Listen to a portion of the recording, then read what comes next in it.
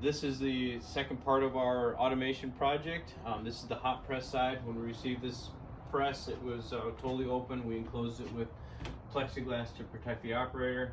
We also removed the manual handle, manual controls. This used to be controlled manually as well, the temperature controller, and this used to be the on-off switch. This is no longer working, and these two are now controlled by the PLC, set to 160 degrees.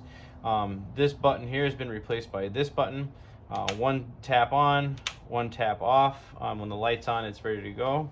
You have a safety relay that's to acknowledge that you have you've opened the door.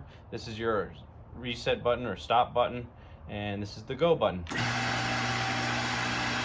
So we have it preheated just for demonstration purposes. So the first step is at 1,000 pounds of pressure. When it reaches 100 degrees Celsius, it will take off and go up to 5,000 pounds of pressure. So there's two couplers here. One's reading, it's a dual output coupler. One reads directly to the PLC, the other one is reading to the output. The PLC is actually running a lot faster than the display, so you'll have a little bit of discrepancy between the two. Now you'll see that it's up to 5,000 PSI. 5,000 pounds of force, sorry, not PSI. And it'll maintain that pressure until we reach 110 C.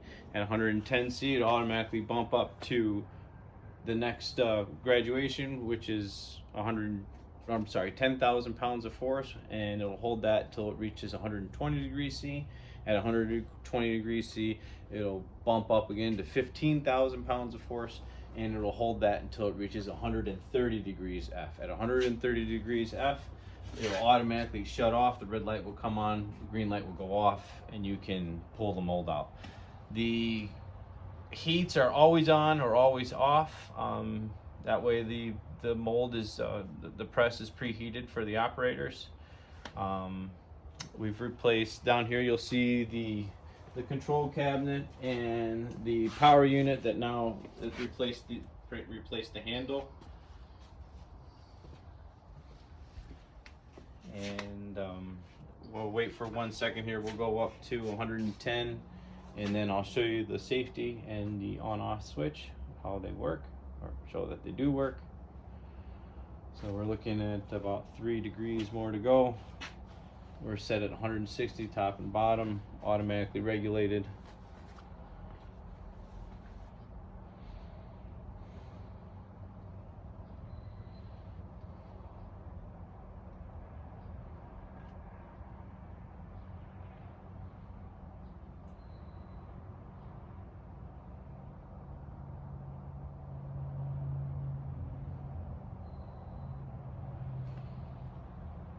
And it should be taken out right there. You go.